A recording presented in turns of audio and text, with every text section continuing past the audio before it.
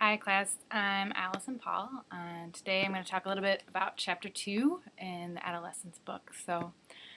All of the chapter authors in this chapter look at ways to interpret adolescence, and what I really saw is that there's a tension between the biologists and the psychologists that believe that adolescence is very biologically based due to hormones, evolution, things of that nature.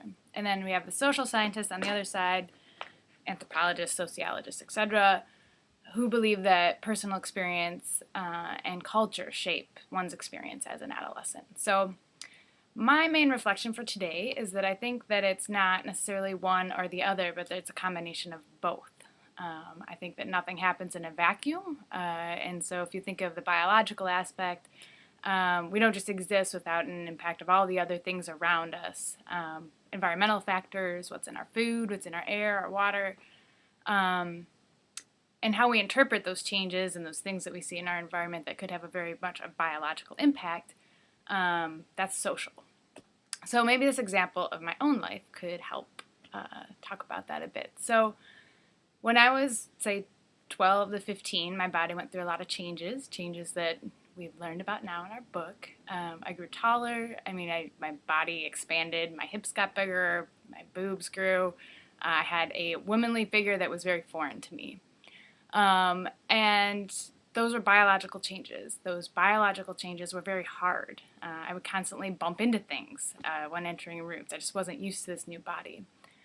And these changes also had social implications, meaning how I was viewed by other people, men, boys, other girls, and how I began to see myself in relationship to other people. So the biological is very much linked to the social, and you can't take them apart. So I began to question, well, what is it? Am I pretty? Am I not pretty? Am I fat? Am I attractive? And all of the meaning that we put to these things are socially embedded things. And so I was taught to think that if I'm going to be beautiful, I need to buy a lot of beauty products, right? And so that's something that's very much in place in our society. That's not and that's something that it really produced feelings that made adolescence hard. So in a way, the biological and the social were very much intertwined for me. And Anna Freud, who we read about, talks about how adolescence is a period of internal conflict, psychic disequilibrium, and erratic behavior. That's on page 35. However, I would say that our interpretation of adolescence behavior is conditioned by the social context, meaning we live here in the United States and we don't usually value youth voice or youth experience.